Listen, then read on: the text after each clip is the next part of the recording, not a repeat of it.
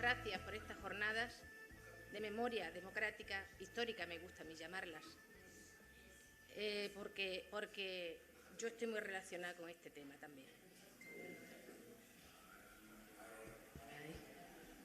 Ahí. En la mina de Paloma dicen que habrá sobre 20 muertos. 20 represaliados no, a mí me gusta llamarlos asesinados. Asesinados por los fascistas que se sublevaron y fueron en contra de un régimen elegido democráticamente. Los asesinaron por sus ideas, de izquierda y republicanas. Mis padres se criaron sin padres. Yo no conocía a mis abuelos. En Montijo también pasó esto. También hubo esta represión. Ellos eran concejales socialistas y los asesinaron. Uno en la tapia del cementerio. Mi padre fue a abrir las fosas. Fueron y las abrieron cuando tuvimos el primer ayuntamiento democrático, que era formado por comunistas y socialistas. Se abrieron las fosas sin nada de nada, antes que se enterara nadie. Y mi padre fue a abrir la fosa donde estaba su padre, que lo sabía. Mi otro abuelo, que había llegado a ser alcalde en algunas ocasiones, ese salió para Badajoz. Aparece en las listas de Montemolín. No aparece en ninguna fosa, no sabemos en qué fosa está. Serían de aquellas que cogió el dictador y se llevaba a los difuntos, a los muertos, a los asesinados, que los habían asesinado ellos, se los llevaron al Valle de los Caídos. Ahora me toca presentar a un par de compañeros, que son los que tienen que hablar. A veces tienes la necesidad, al presentar a alguien, de asesorarte, ilustrarte, incluso documentarte adecuadamente. No es este el caso que nos ocupa, porque para presentar a Carlos Rodríguez basta con una palabra, una sola palabra, y no porque haya nada que decir de él, sino todo lo contrario, porque esa palabra recoge el compromiso, los valores, la lealtad de claridad, de ideas y de voluntad de futuro. Esa palabra es coherencia. En el diccionario de la RAE se define como la actitud lógica y consecuente con los principios que se profesan. Y esa palabra, queridos compañeros y compañeras, es la que define a Carlos Rodríguez. Coherencia. Presento al historiador. Para conseguir la objetividad histórica se requiere la selección y el ordenamiento de los hechos del pasado, alguna norma o principio que debe incluir elementos de interpretación. Poner trabas al trabajo del historiador tiene como único objetivo que el pasado se disuelva en un ingente montón de incidentes aislados e insignificantes, a fin de que en modo alguno se pueda escribir la historia. Para evitar esto, para conseguir el restablecimiento de una memoria histórica real, están los historiadores, como la persona que hoy me honro en presentar, Antonio Manuel López Muriano, un alquimista de la historia, que no me cabe duda encontrará la piedra filosofal de nuestro pasado. Carlos, tienes la palabra.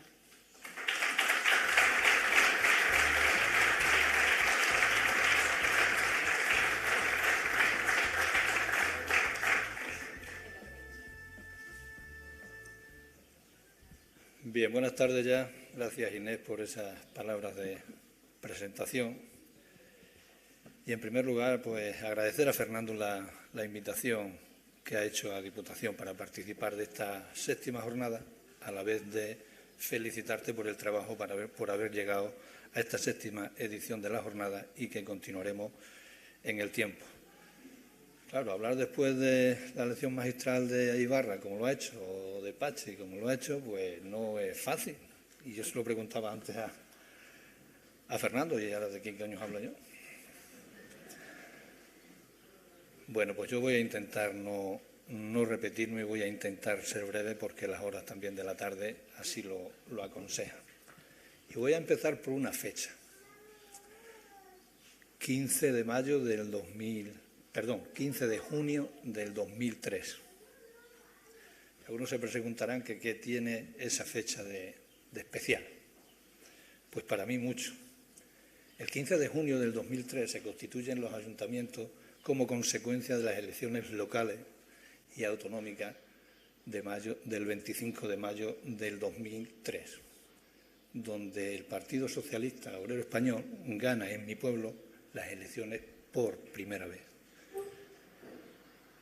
Y esto sucedería en muchos municipios, en muchos, porque conseguimos la mayoría en la Junta, conseguimos la mayoría en Diputación, por lo tanto, el resultado electoral en su conjunto fue bueno. Pero para mí tienen un marcado carácter personal. El último alcalde que había habido en mi pueblo era mi abuelo, por Izquierda Republicana. 67 años después era cuando su nieto tomaba posesión del cargo de alcalde. Y yo en esa toma de posesión pues no tuve más remedio que recordarlo y tomarlo como referencia. Luego ya investigué, indagué en los archivos del ayuntamiento y desgraciadamente pues fue mucho tiempo con motivo de la guerra civil. Y la guerra civil tuvo en las distintas comarcas, y luego Antonio nos hablará de ello en la historia, en el relato de la historia de la mina La Paloma, y cómo nos ha llevado al final pues a iniciarse los trabajos de exhumación el próximo lunes. Entonces decía que mi abuelo era el alcalde por Izquierda Republicana y decía que no en todos los territorios se utilizaron los mismos métodos o los mismos métodos con o más o menor intensidad. Me estoy refiriendo a los paseos. A mi abuelo lo fueron a buscar para darle el paseo. ¿Y por qué no en todos los territorios se actuó o tuvo las mismas consecuencias esos paseos?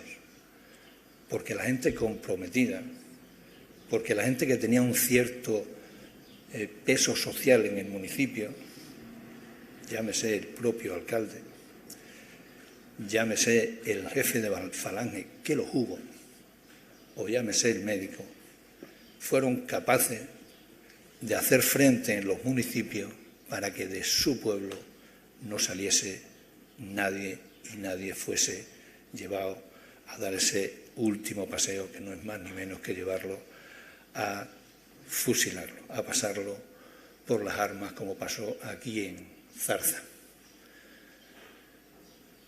Uno no puede olvidar, decía Pachi, que no es ninguna broma. Claro que no es una broma.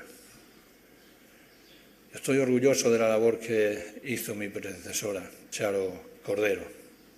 Y desde luego para mí no ha sido nada fácil toda la legislatura, no solo por la pandemia, sino precisamente por lo que internamente en la Diputación sucedió con la pérdida de Charo. Yo tenía el compromiso político con el partido, el compromiso personal con Charo para seguir adelante con esa colaboración con la recuperación de la memoria histórica. Por lo tanto, Fernando, cuando decía ahora de qué hablo, tiene el compromiso institucional de la Diputación Provincial para colaborar de manera coordinada para llevar adelante lo que decía Pachi anteriormente, ese primer artículo o esa nueva ley de la memoria histórica donde se va a tratar de recuperar todas las fosas comunes que hay. Por lo tanto, la Diputación estará en ese apoyo y en esa línea de actuación. Y decía Pachi que no es ninguna tontería. No es ninguna tontería. Recientemente, y después de 6 años, con el convenio firmado con la Universidad para esa recuperación de la memoria histórica, una asociación que se denomina Católicos, y menos mal que son católicos, tienen al presidente de la Diputación, como todos sabéis, en el juzgado con una denuncia penal.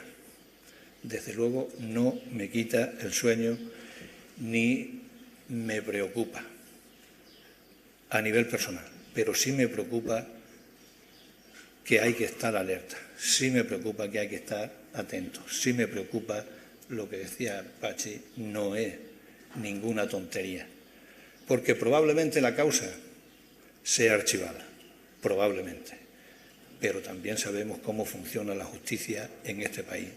Ya veremos a ver cómo salimos. De cualquier manera, yo insisto, mi tranquilidad absoluta, mi compromiso con el partido, mi compromiso con la institución, por lo tanto, yo seguiré adelante, diga lo que diga el juzgado. Por lo tanto, encantado de estar aquí. Aquí, como decía anteriormente, se sucedieron los fusilamientos. Gracias al trabajo que se ha realizado desde la universidad y desde el equipo que coordina Julián Chávez, pues hemos conseguido recoger los datos, saber y poder hablar con claridad de que son aproximadamente 17 o 20 personas, como mínimo, lo decías tú también, Fernando, al inicio de la intervención, los que podemos encontrar en la mina, si no son muchos más, la mina de La Paloma. Pero no es la primera actuación que lleva a cabo la Diputación o la colaboración de la Diputación para recuperar, yo no sé si es la memoria histórica, pero desde luego lo que sí pretende la Diputación es recuperar la dignidad personal y humana de las familias, de aquellos que le dieron el paseo y no volvieron a verse y fueron pasados por las armas y fusilados. Y luego siempre decían que había desaparecido en circunstancias extrañas porque no se usaban a poder pronunciar claramente que habían salido de casa para ser fusilados porque las familias tenían el miedo, porque fue lo primero que infundieron. Y ahora mismo el miedo también intentan infundirlo a través de las herramientas que tienen. Como decía Juan Carlos, son muchas y son todas las herramientas que tienen. O estamos todos atentos a esta circunstancia, a esta situación de esos nuevos fascismos de la derecha, o si los bloques, Juan Carlos ha hablado también de los bloques, como los bloques sumen, vamos a estar mal. Pero yo estoy convencido de que tenemos argumentos suficientes para no callarnos, tenemos argumentos suficientes para defender lo que es la labor de un gobierno en estos últimos 3 años con una situación complicadísima, primero la pandemia, ahora la guerra y una oposición cerril donde no se puede dialogar con ellos. Y así todo hemos sido capaces de subir el salario mínimo interprofesional, de garantizar el incremento de las pensiones, hemos sido capaces de universalizar la educación, hemos sido capaces de poner a nuestros compañeros y compañeras donde se merecen.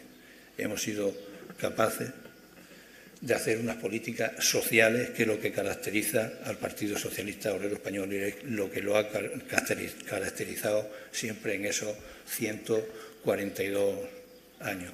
Por lo tanto, mi llamada de atención sobre lo que decía Pache, esto no es una broma y yo ahora que lo estoy directamente sufriendo con esa asociación de católicos, pues uno está ciertamente preocupado, aunque paso olímpicamente de lo que puedan decir y siempre, Fernando, podrás contar conmigo personalmente en el apoyo del desarrollo de esta jornada y en el apoyo y en el desarrollo, Antonio, de lo que es la investigación, de lo que es la exhumación del fascismo para, como decía anteriormente, recuperar, desde mi punto de vista, lo que es la dignidad humana. Muchas gracias.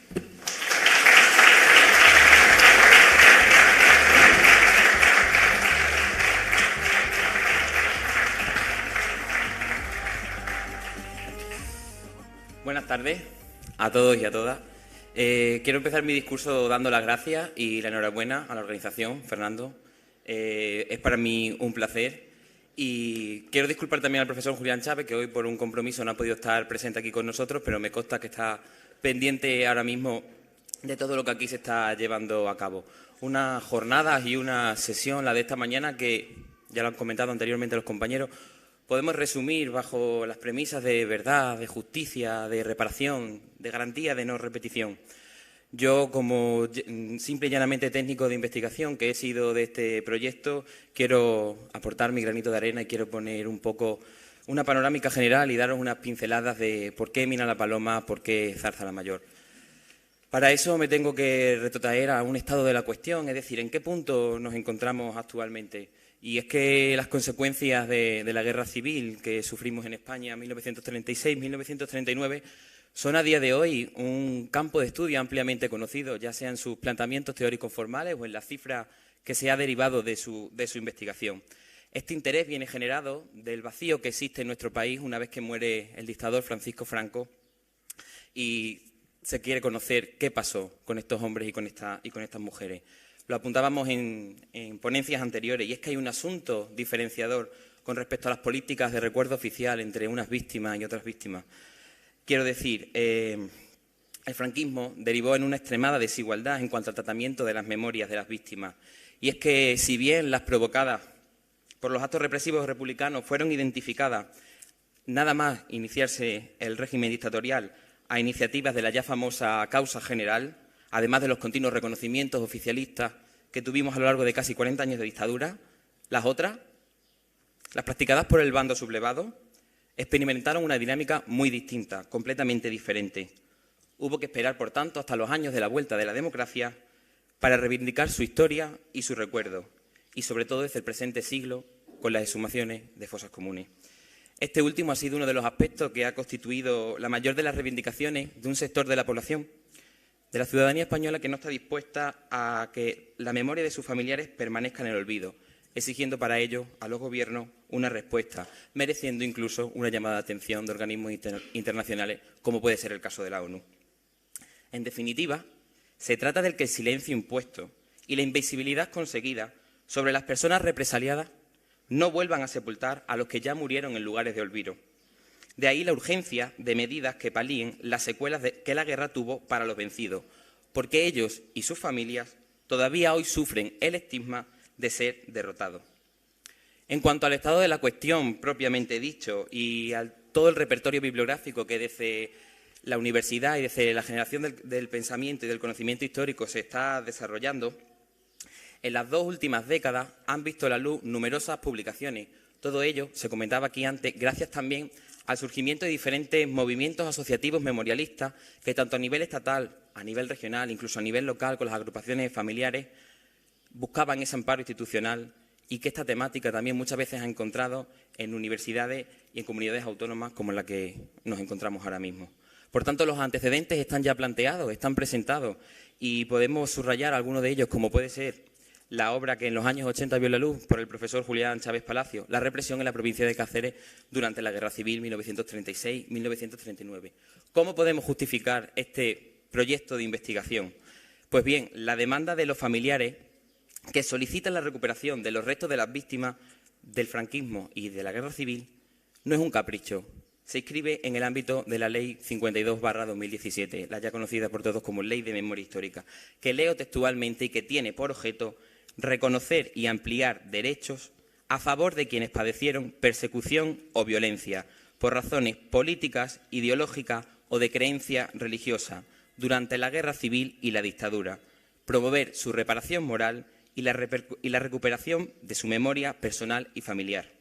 Y, sobre todo, para fomentar valores y principios democráticos que faciliten el conocimiento de los hechos y las circunstancias acaecidas.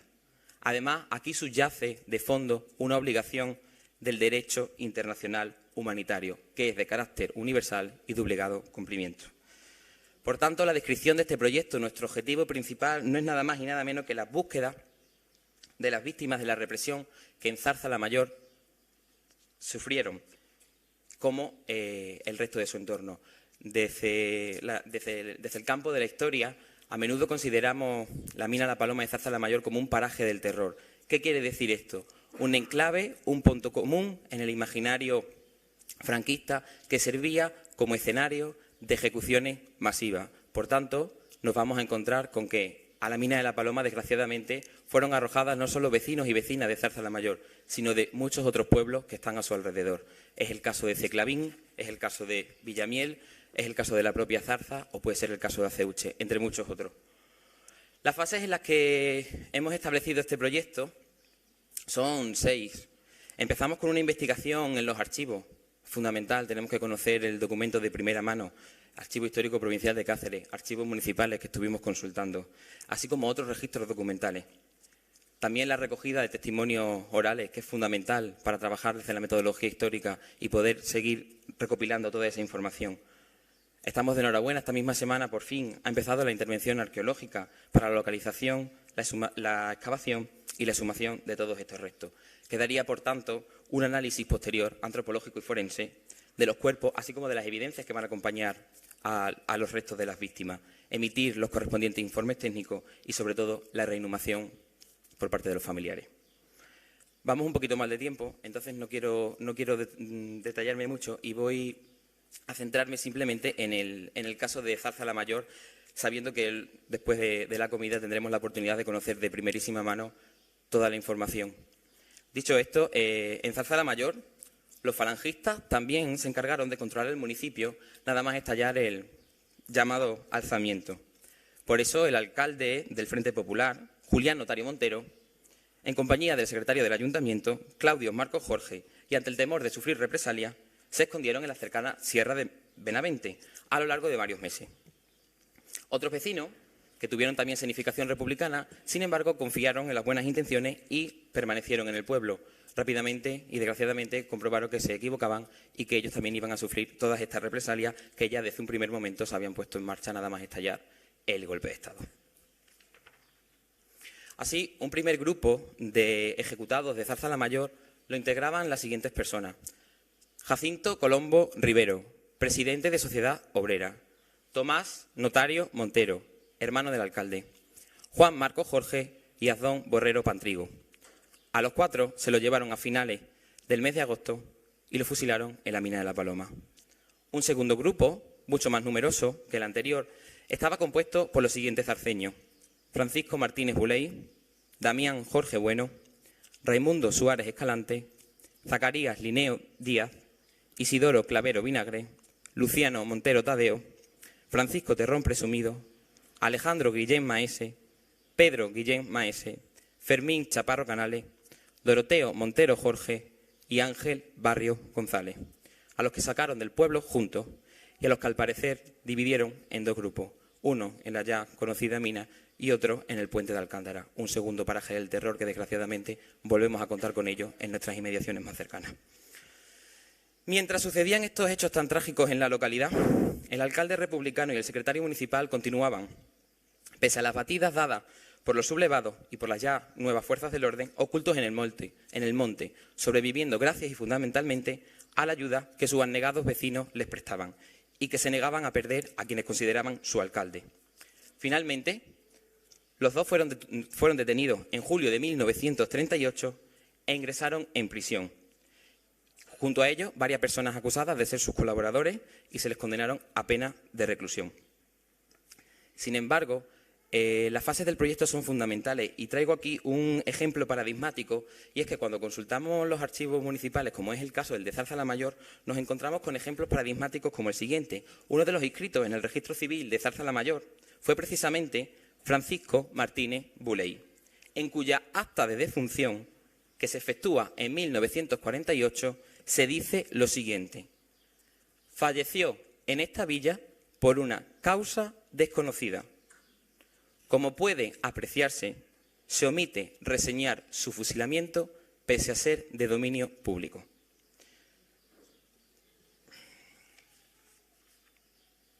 Esta temática se repite, los giros lingüísticos son constantes, investigar la represión irregular es muy complicado. Desafortunadamente contamos cada vez con menos testimonios y las fuentes no lo son todo. A veces hay que saber leer entre líneas para poder sacar la máxima de la información posible. He hablado de Zarza-la-Mayor, represión significativa la que sufrió también el pueblo vecino Ceclavín, donde la significación obrera era tremendamente importante y sus grupos de militantes también fueron duramente represaliados. Por tanto, estos son solo algunos ejemplos de los ejecutados que fueron arrojados a este lugar de memoria, que todavía hoy sigue siendo un lugar siniestro, un lugar de vergüenza, donde continúan en el mismo sitio donde los arrojaron sus asesinos. De ahí lo pertinente de ejecutar ya cuanto antes este proyecto. Tenemos también, lo comentaba el presidente Carlos, el precedente Mina Terría en Valencia de Alcántara, donde el tejido asociativo, los familiares, las instituciones, la propia universidad, nos pusimos todos a una y fuimos capaces de dar una auténtica lección de memoria histórica y de memoria democrática, desarrollando y llevando a cabo uno de los proyectos más complejos que a día de hoy han tenido lugar en España. En definitiva, como la sesión está siendo bastante intensa, yo no quiero bajarme de aquí sin recitaros un pequeño poema de Marisa Peña que dice así: mientras me quede voz, hablaré de los muertos, tan quietos, tan callados, tan molestos. Mientras me quede voz, hablaré de sus sueños, de todas las traiciones, de todos los silencios, de los huesos sin nombre esperando al regreso, de su entrega absoluta, de su dolor de invierno. Mientras me quede voz, no han de callar mis muertos. Muchas gracias.